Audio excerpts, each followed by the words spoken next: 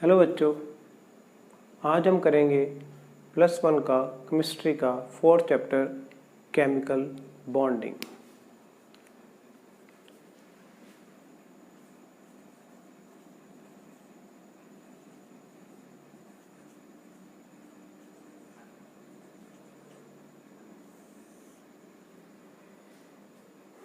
Chemical bonding में हम काफ़ी सारे थ्योरीज को स्टडी करेंगे।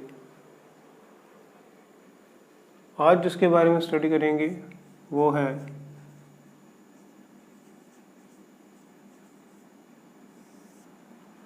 Ionic bond. आयोनिक बॉन्ड क्या होता है? पहली बात तो ये बॉन्ड बनता ही क्यों है, चाहे आयनिक हो चाहे कोवैलेंट हो चाहे कोऑर्डिनेट हो, बॉन्ड बनता ही क्यों है? हर कोई चाहता है स्टेबिलिटी। हम भी लाइफ में स्टेबल होना चाहते हैं, ऐसे ही एटम्स भी स्टेबल होना चाहते हैं। स्टेबिलिटी कॉन्फ़िगरेशन फिर क्या है? या तो लार्ज शेल में 2 इलेक्ट्रॉन्स हों,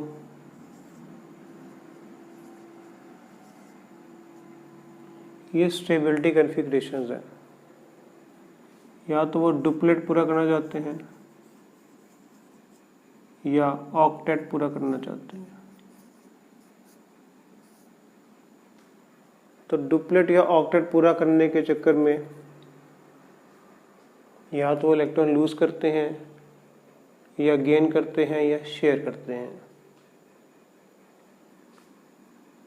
मेटल्स जो होती हैं हमें पता है वो इलेक्ट्रोपॉजिटिव होती हैं।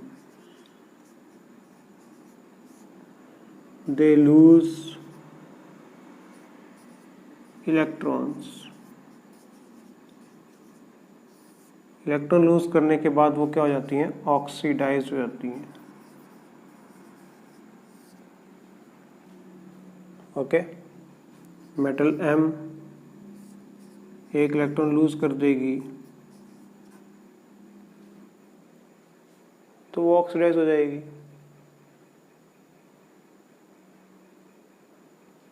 तो मैक्सिमम कितने इलेक्ट्रॉन लूज कर सकते हैं? मैक्सिमम हम अप टू 3 इलेक्ट्रॉन्स लूज कर सकते हैं। ओके, नॉन मेटल्स क्या होंगी? वो इलेक्ट्रॉन गेन कर लेंगी। ये क्या बन जाएगा? केटायन। और ये क्या बन जाएगा? एनोइन। तो नॉन मेटल्स जो हैं वो भी मैक्सिमम 3 इलेक्ट्रॉन्स ही गेन कर सकती हैं, इससे ज़्यादा नहीं।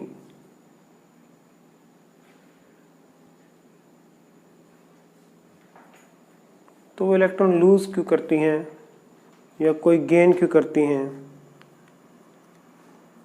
उसी के बारे में हम बात करते हैं।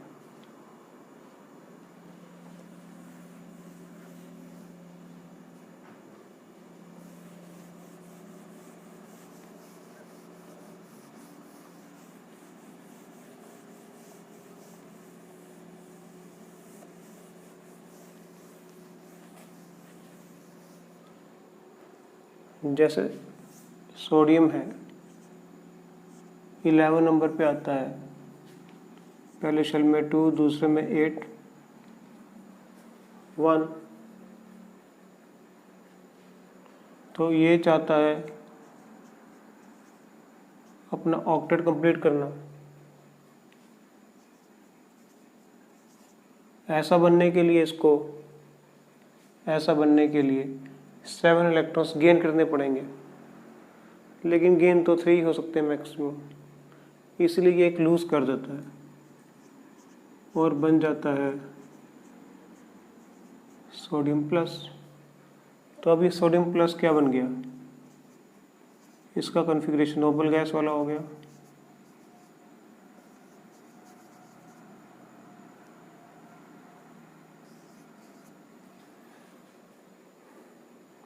है ना। तो ये स्टेबल हो गया। तो क्लोरीन क्या करेगा, उसके पास कितने इलेक्ट्रॉन्स हैं, 17।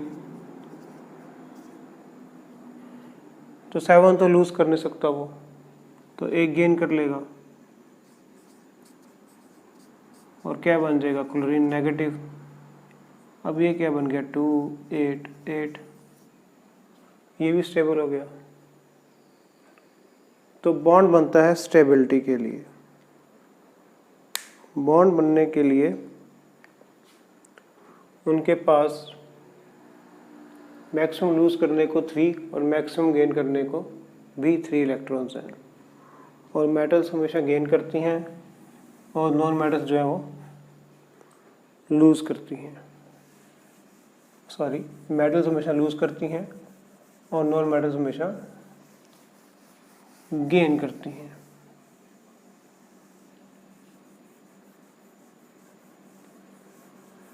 तो उससे क्या बनते हैं, बॉन्ड्स बनते हैं। कई बार ये ना लूज कर पाती हैं ना गेन कर पाती हैं, तो वहाँ पर क्या होती है, शेयरिंग। उसकी बात हम बाद में करेंगे कोवेलेंट बॉन्ड की। आज हम सिर्फ बात कर रहे हैं आयनिक बॉन्ड।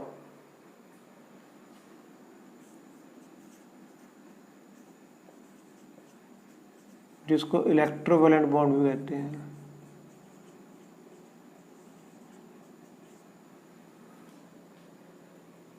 इसमें कंप्लीट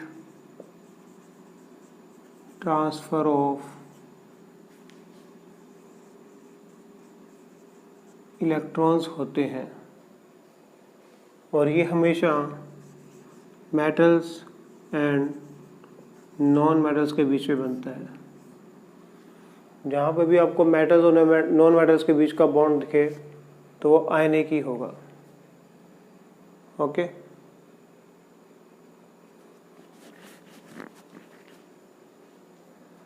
तो आयनिक बॉन्ड बनता कैसे है, अभी हमने बताया। सोडियम के पास कितने हैं, लास्ट शेल में 1 इलेक्ट्रॉन है। क्लोरीन के पास कितने हैं लास्ट शेल में, 7 इलेक्ट्रॉन्स हैं। ये जो मैं बता रहा हूँ, बना रहा हूँ, तो ये लुईस डॉट स्ट्रक्चर्स हैं। Lewis dot structures. इसके पास एक है जिसको वो लूज करके नोबल गैस बन सकता है। ये अपना इलेक्ट्रॉन इसको दे देगा। तो अब सोडियम ने एक लूज कर दिया, क्लोरीन ने एक गेन कर लिया।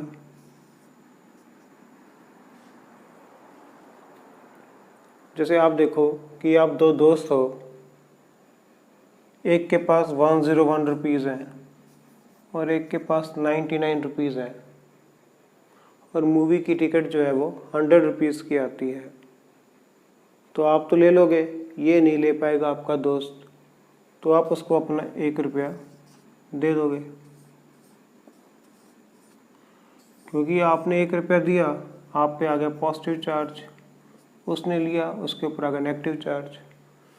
क्योंकि आपने उसकी हेल्प करी तो आपके बीच में बॉन्ड बन गया। चाहे वो 1 ही रुपये की हेल्प थी, लेकिन हेल्प तो हेल्प ही है।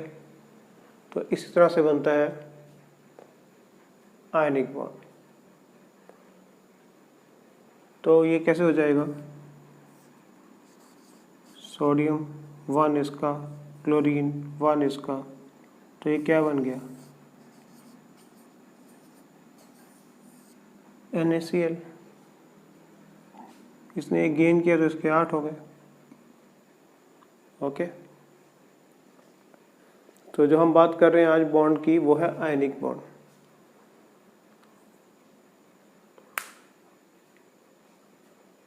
सोडियम ने 1 इलेक्ट्रॉन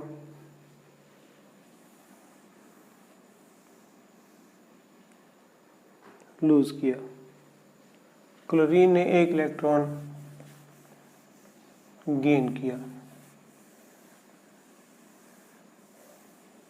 तो अब सोडियम को अपने रास्ते, क्लोरीन को अपने रास्ते चला जाना चाहिए, क्योंकि उसने दे दिया, उसने ले लिया, बात खत्म। लेकिन अभी भी वो स्टेबल नहीं हुए हैं। ऐसा क्यों? क्योंकि सोडियम जब इलेक्ट्रॉन लूज कर रहा है उस टाइम उसकी स्टेट क्या है? गैसियस स्टेट है। हम इसको क्या दे रहे हैं? आयोनाइजेशन एनर्जी दे रहे हैं।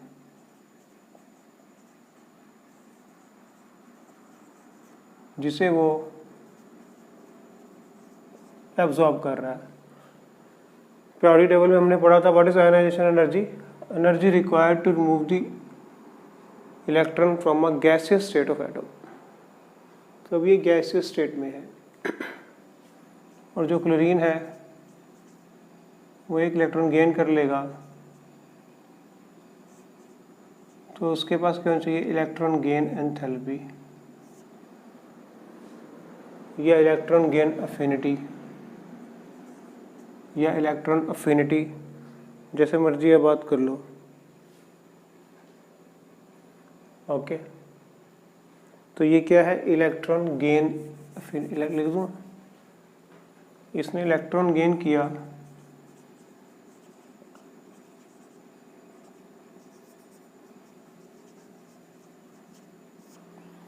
और कोई इलेक्ट्रॉन जब गेन करता है, इलेक्ट्रॉन गेन एंथैल्पी क्या होती है?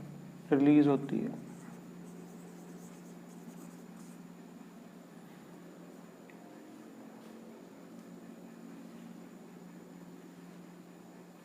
when an atom gains an electron in a gaseous state, उसको बोलते हैं electron gain enthalpy, electron affinity. Electron affinity ज़्यादा अच्छा वर्ड है इसके लिए। Energy released when an isolated gaseous atom gains an electron। तो अभी ये भी गैसियस स्टेट में है, ये भी गैसियस स्टेट में है, सोडियम भी गैसियस स्टेट में, क्लोरीन भी गैसियस स्टेट में। ये दोनों जब मिल जाएंगे आपस में तो क्या बन जाएंगे? सॉलिड। और गैसेस तो वैसे ही अनस्टेबल होती हैं और सॉलिड स्टेबल होते हैं, तो हर कोई स्टेबिलिटी चाहता है। स्टेबल होने के लिए जुड़ गए विद स्ट्रॉन्ग इलेक्ट्रोस्टैटिक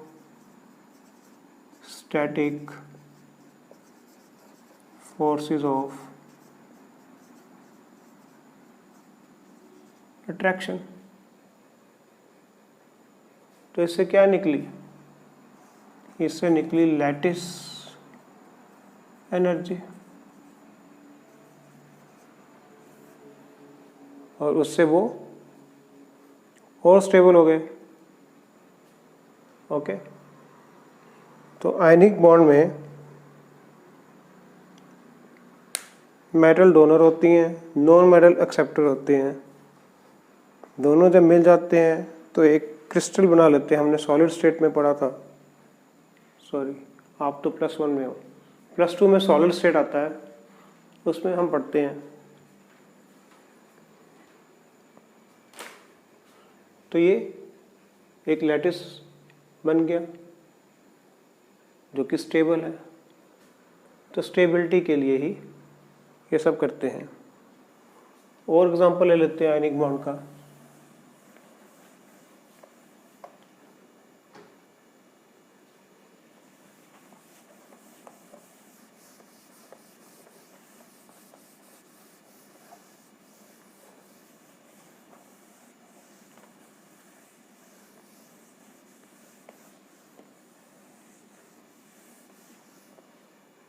जैसे मैग्नीशियम ऑक्साइड MgO।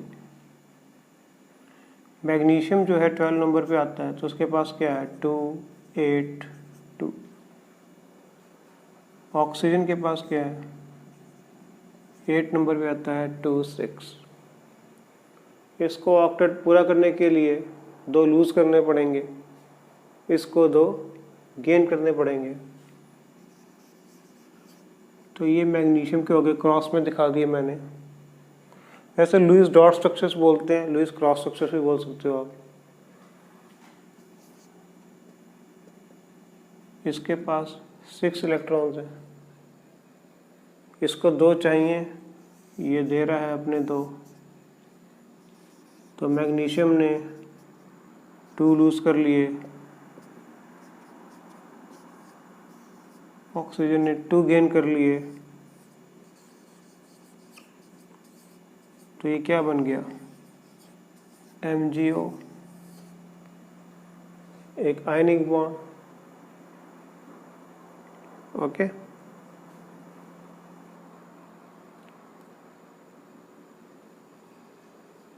और एग्जांपल ले लेते हैं।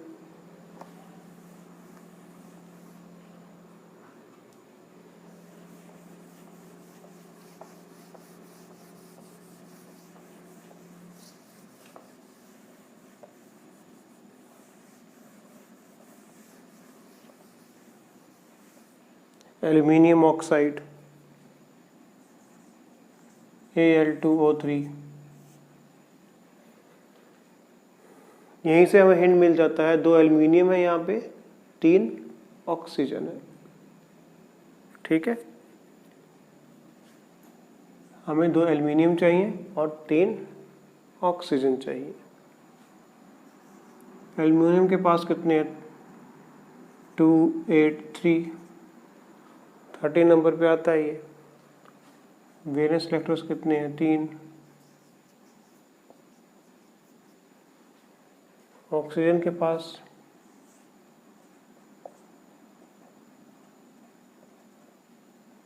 6 हैं।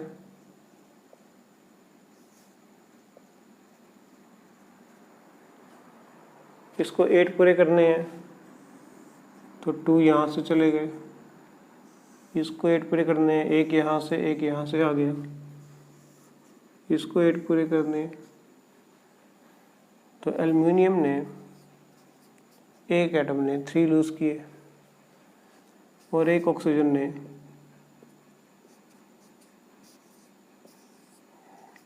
2 गेन किए, तो ये क्या बन गया, Al2O3। तो ये भी एक एग्जांपल हो गया आयनिक बॉन्ड का। ओके, ऐसे ही आप AlCl3 बना सकते हो।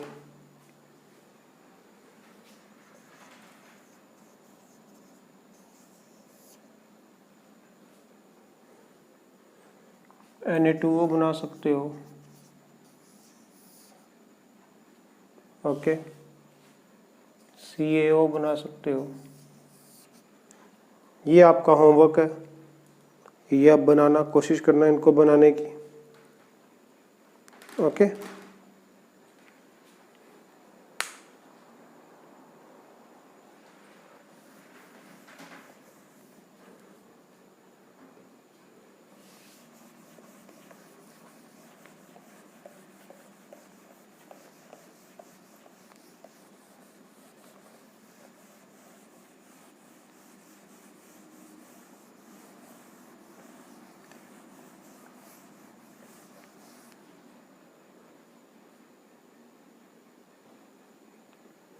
इनकी प्रॉपर्टीज की बात करें आयनिक क्रिस्टल की, तो दे हैव स्ट्रॉन्ग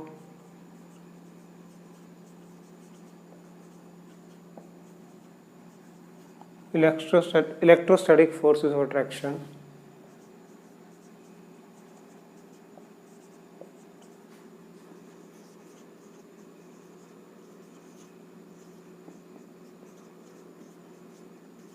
बहुत ही स्ट्रॉन्ग फोर्सेस होती हैं ये। इनका high melting point, high boiling point होता है।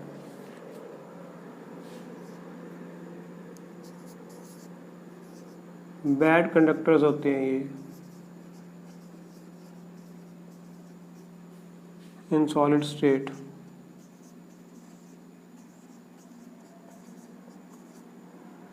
बट जब इनको पिघला देते हैं, इनकी मोल्टन स्टेट में ले आते हैं,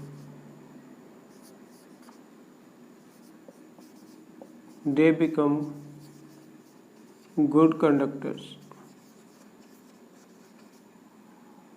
या एक्वस में भी ये गुड कंडक्टर्स होते हैं, क्योंकि तब इनके बॉन्ड्स ब्रेक हो जाते हैं and they are free to move, और जब ये मूव करेंगे तो इलेक्ट्रिसिटी प्रोड्यूस करेंगे। ओके, तो हमने बात की आयनिक बॉन्ड की, जिसमें एक डोनर होता है और एक क्या होता है, एक्सेप्टर होता है।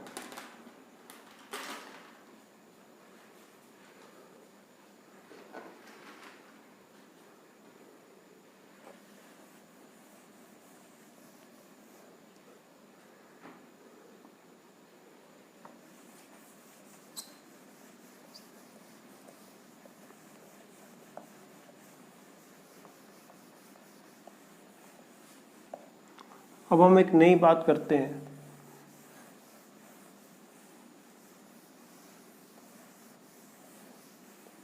कि दुनिया में कोई भी बॉन्ड जो होता है प्योर आयनिक नहीं होता, उसमें कोवैलेंट करैक्टर भी होता है। कोवैलेंट करैक्टर क्या होता है, जब शेयरिंग होती है। जैसे ये हाइड्रोजन है, ये भी हाइड्रोजन है, इसके पास एक इलेक्ट्रॉन है, वो चाहेगा उसे एक इलेक्ट्रॉन मिल जाए तो ये इससे मांगेगा तो ये देगा नहीं, क्योंकि इसके पास भी एक ही है। तो दोनों क्या करेंगे, शेयरिंग कर लेंगे। तो जब इलेक्ट्रॉन की ट्रांसफर नहीं होती, सिर्फ शेयरिंग होती है, उसको कोवैलेंट बॉन्ड बोलते हैं। इसके बारे में हम बात करेंगे। अभी हम बात कर रहे हैं जो आयनिक बॉन्ड होता है वो भी कोवैलेंट करैक्टर दिखाता है।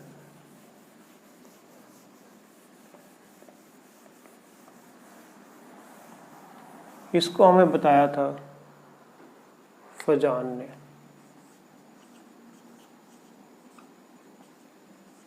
हम पढ़ रहे हैं फजान्स रूल। ओके, कहीं जेड से लिखते हैं तो जेड से लिख लो। अब देखो, सोडियम ने इलेक्ट्रॉन लूज कर दिया, क्लोरीन ने इलेक्ट्रॉन गेन कर लिया, तो दोनों स्टेबल हो गए।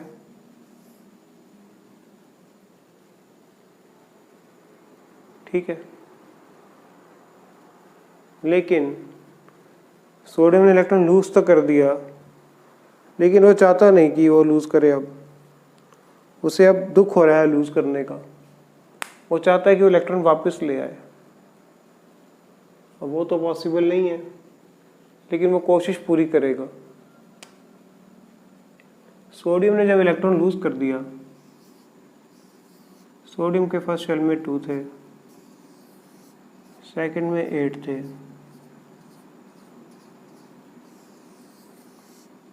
1 था। जब इसने लूज कर दिया तो इसका एक शेल जो है वो खत्म हो गया।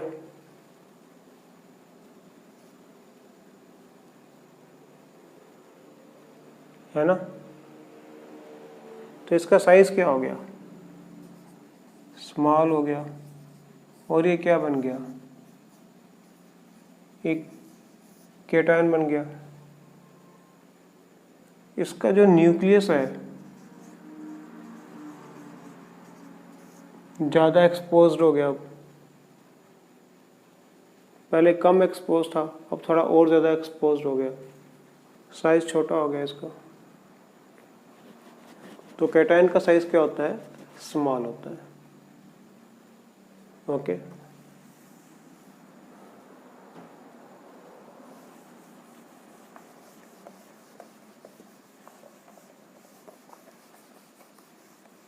क्लोरीन का केस देखते हैं।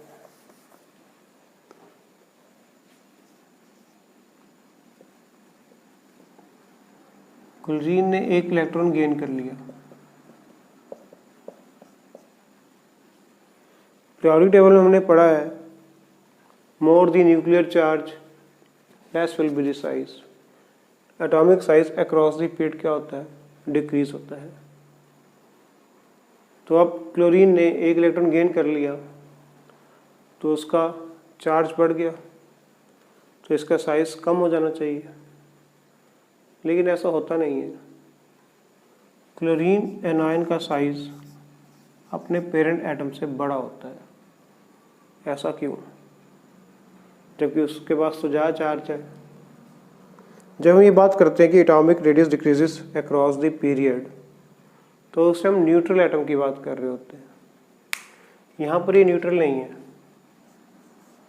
यहाँ पर इसके पास एक एक्स्ट्रा इलेक्ट्रॉन है, उसने गेन किया है, जिससे इलेक्ट्रॉन्स के बीच में थोड़ी सी रिपल्शन स्टार्ट हो जाती है। उसी वजह से इसका साइज जो है थोड़ा सा इंक्रीज हो जाता है। तो एनायन जो होता है वो अपने पेरेंट एटम से बड़ा होता है। इसमें इलेक्ट्रॉन थोड़े से लूजली हेल्ड होते हैं, और दूसरी तरफ कैटायन में न्यूक्लियस थोड़ा एक्सपोज हो जाता है। तो उससे होता क्या है, कैटायन का साइज छोटा हो गया, एनायन का साइज बड़ा हो गया। कैटायन को अब दुख हो रहा है कि उसने इलेक्ट्रॉन क्यों लूज किया। वो चाहेगा अपना इलेक्ट्रॉन वापस लेना, लेकिन ले नहीं पाएगा। फिर वो क्या करेगा, कोशिश तो पूरी करेगा। तो समझ लो ये सोडियम का कैटायन है और ये क्लोरीन का एनायन है। समझ लो ये कैटायन है और ये एनायन है। अब ये लेने की कोशिश कर रहा है, लेकिन ले नहीं पा रहा। बट ये क्या करेगा, खींचेगा इलेक्ट्रॉन्स को अपनी तरफ। तो इसका जो शेप है थोड़ा सा डिस्टॉर्टेड हो जाएगा, ऐसा सा हो जाएगा। अब आप देखिए, पहले 50-50% था, इसका इधर इसका इधर। अब थोड़ा सा बदल चुका है, इलेक्ट्रॉन थोड़े इधर आ चुके हैं, यहाँ से शिफ्ट होकर यहाँ आ चुके हैं। सोडियम के पास तो पहुँचे नहीं है, बट वो खींचने की पूरी कोशिश तो कर रहा है, ले नहीं पा रहा। अगर ले लेता तो वही स्टेबल अपना सोडियम बन जाता, ले नहीं पा रहा। जो ले नहीं पाते वो क्या दिखाते हैं, फिर शेयरिंग दिखाते हैं। और शेयरिंग किसका करैक्टर है, कोवलेंट बॉन्ड का।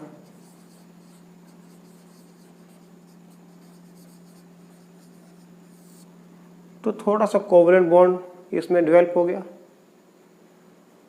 तो प्योर आयनिक तो नहीं रहा ये। तो फजान हमें बताते हैं कि कोई भी एटम में कितना कोवलेंट कैरेक्टर है as compare to other atom. Percentage की बात नहीं कर रहे, जस्ट बताते हैं कि LiCl NaCl में कौन ज़्यादा एग्जाम्पल है, ये कोवलेंट कैरेक्टर शो करेगा। ठीक है, तो हम बात करते हैं फजान रूल की। तो आप देखो कि कैटायन जो है वो इलेक्ट्रॉन को अपनी तरफ खींच रहा है, यानी कि ये पोलराइज करने की कोशिश कर रहा है। जैसे एक आदमी है, उसके वर्ड्स में मैजिक है, जब भी वो बोलता है लोग खींचे चले आते हैं। तो उस आदमी में पोलराइजिंग पावर है लोगों को खींचने की, और लोग क्या हो जाते हैं, पोलराइज्ड। तो इसी तरह से कैटायन जो है उसमें ताकत है खींचने की, क्योंकि उसका साइज छोटा है। न्यूक्लियस इसका एक्सपोज्ड है। ओके, तो ये क्या हो जाएगी, पोलराइज हो जाएगा। वाई? बिकॉज ऑफ दिस, इसमें क्या है, पोलराइजिंग पावर है। तो एक पोलराइज्ड होना चाहता है क्योंकि उसके पास वैसे ही इलेक्ट्रॉन्स जो है वो रिपेल कर रहे हैं, इतने स्ट्रांगली बाउंड नहीं है। एक खींच रहा है, उसमें पावर है खींचने की, तो एक पोलराइज होने को तैयार है, एक पोलराइज कर रहा है, तो उससे क्या बनता है, कोवैलेंट कैरेक्टर। तो कोई कितना पोलराइज होगा या किसमें कितनी पोलराइज करने की पावर है, उसके बारे में हम बताते हैं। फजान हमें कहते हैं कि कैटायन के बारे में बताते हैं कि वो कैसे उसमें पोलराइजिंग पावर ज़्यादा होती है, किस केसेस में, और एनायन के बारे में। तो हम उसी के बारे में बात करते हैं कि कैटायन में पोलराइजिंग पावर किन फैक्टर्स पे डिपेंड करती है।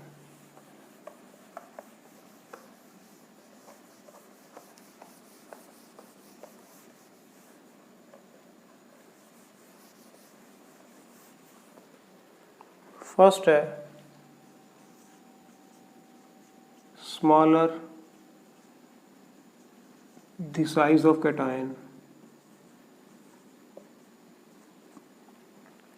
मोर will be its polarising power. जितना ये छोटा होगा उतना ही इसका न्यूक्लियस एक्सपोज्ड होगा, तो उतना ही वो खींचेगा। दूसरा, लार्जर दी चार्ज या ग्रेटर दी चार्ज, जितना चार्ज उसके पास ज़्यादा होगा उतनी ही उसमें खींचने की ताकत ज़्यादा होगी। एल्युमिनियम 3+ में ज़्यादा है एज कंपेयर टू कैल्शियम 2+ या magnesium 2+ as compare to sodium. क्यों? क्योंकि इसके पास चार्ज ज़्यादा है। ग्रेटर दी चार्ज भी ज़्यादा होना चाहिए और साइज भी इसका छोटा होना चाहिए। तो साइज तो छोटा होना चाहिए और चार्ज क्या होना चाहिए, इसके ऊपर ज़्यादा होना चाहिए। तो फजान रूल ये कहता है कैटायन की पोलराइजिंग पावर डिपेंड करती है उसके साइज पे और उसके चार्ज पे। ओके, और एक और बात पे डिपेंड करती है, वो है उसका कॉन्फ़िगरेशन। ठीक है, अगर उसका कॉन्फ़िगरेशन स्यूडो इनर्ट टाइप है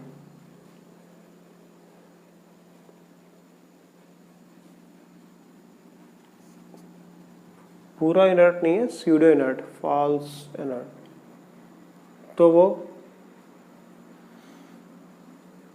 ज़्यादा अपनी तरफ अट्रैक्ट करेगा।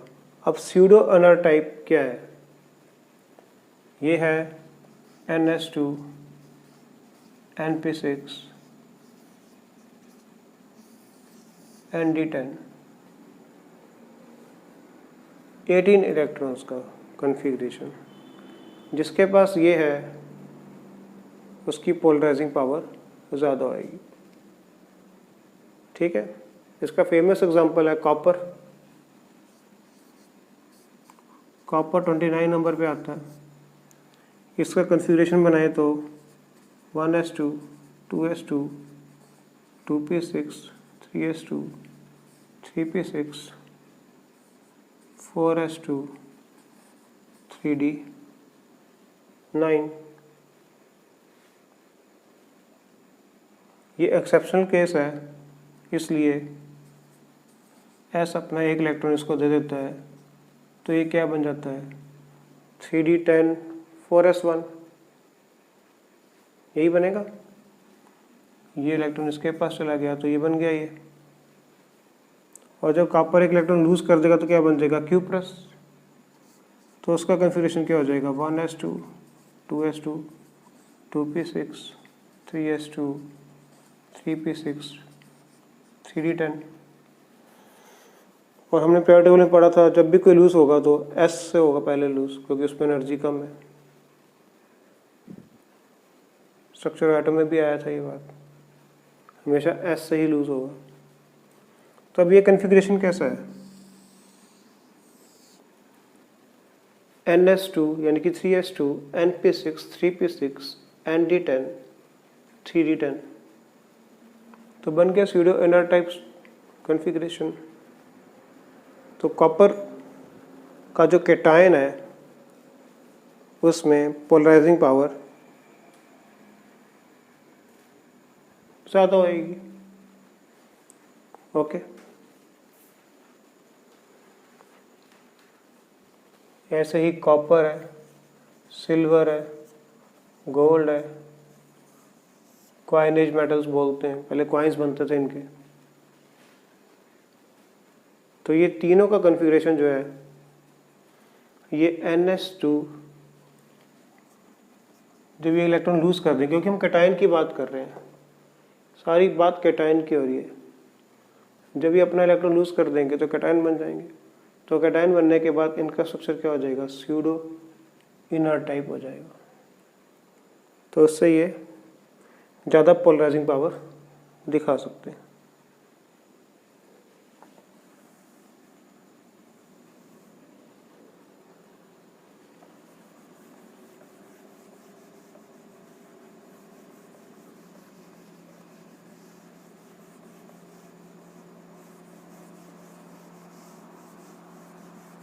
ऐसे ही जिंक है,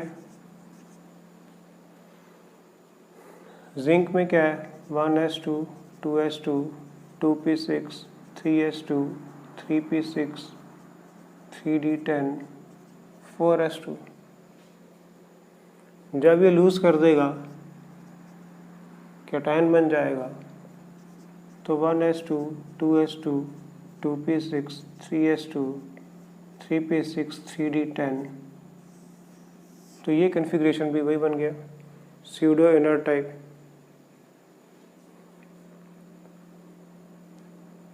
इसी तरह जिंक, कैडमियम और मरकरी भी pseudo inner type structure configuration दिखाते हैं। तो इनकी पोलराइजिंग पावर ज़्यादा है। Okay, zinc, cadmium, mercury, copper, silver, gold.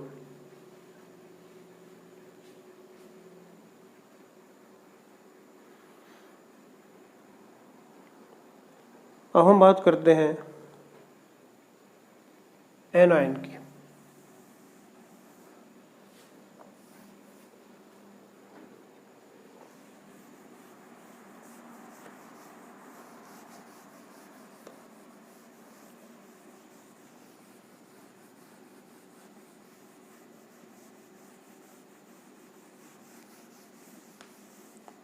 फजान्स rule ये कहता है एनायन के बारे में,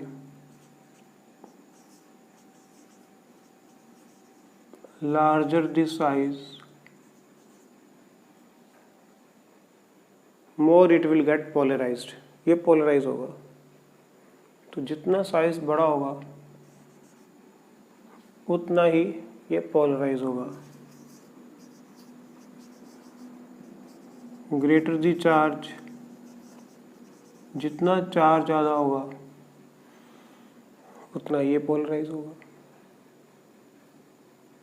ठीक है, तो एनायन का तो सिंपल बात है, जितने इलेक्ट्रॉन्स ज़्यादा होंगे उतने ही वो लूजली हेल्ड होंगे, उतना ही ये जल्दी पोलराइज हो जाएगा।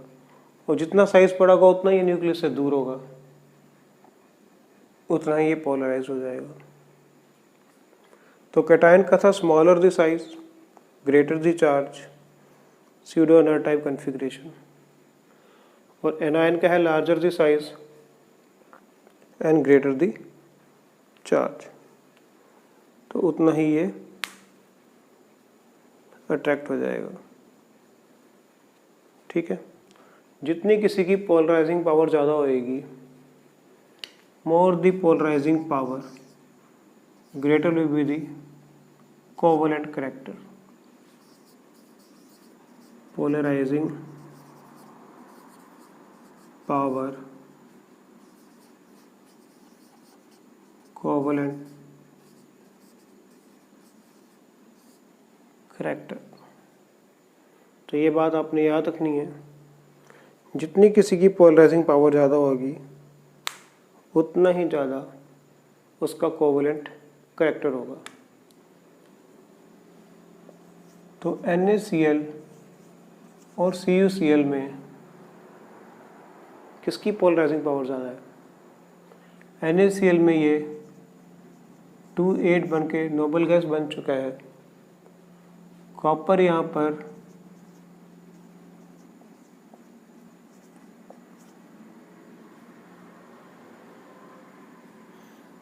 स्यूडो इनर्ट गैस कॉन्फ़िगरेशन बना चुका है, तो किसकी पोलराइजिंग पावर ज़्यादा होएगी? स्यूडो इनर्ट टाइप की ज़्यादा होएगी हमेशा। तो ये क्वेश्चन आ जाता है, इम्पोर्टेंट क्वेश्चन है, which has more polarising, which has more covalent character. तो क्यूप्रस क्लोराइड में ज़्यादा कोवेलेंट कैरेक्टर है as compare to sodium chloride. Okay,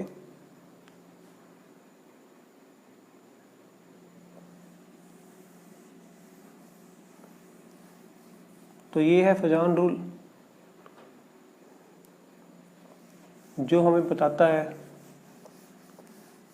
कि कोई आयनिक बॉन्ड कितना कोवेलेंट है,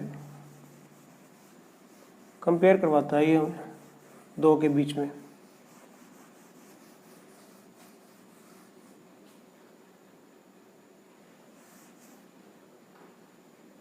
जैसे LiCl है, NaCl है,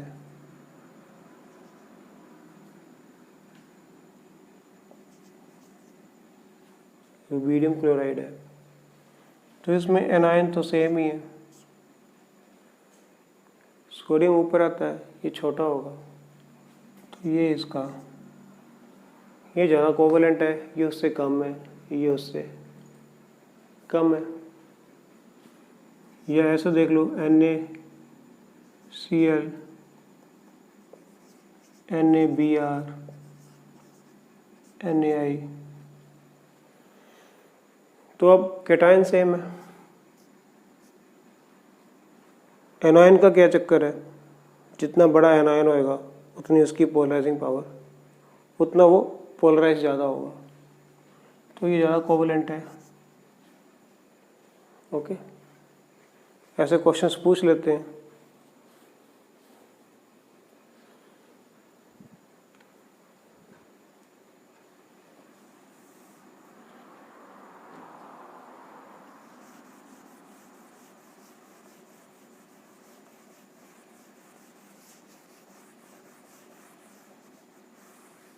तो हमने क्या सीखा? हमने सीखा जो पोलराइजिंग पावर है इज डायरेक्टली प्रोपोर्शनल टू, जो पोलराइजिंग पावर है वो किस पे डिपेंड करती है? चार्ज ऑफ कैटायन पे डिपेंड करती है। ओके,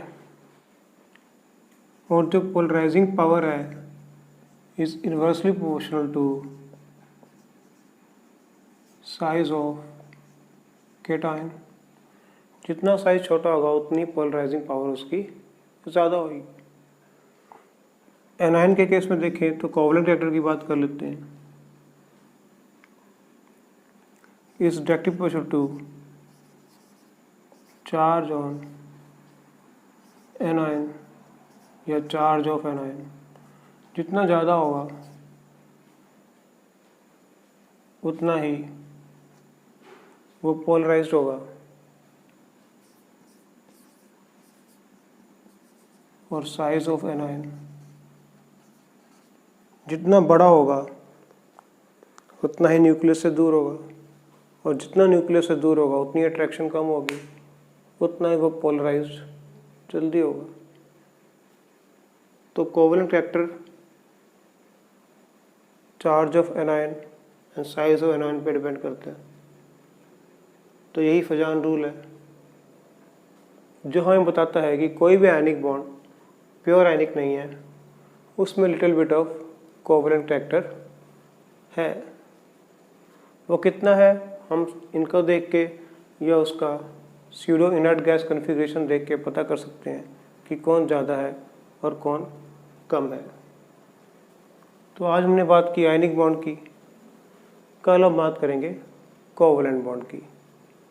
गुड नाइट बच्चों।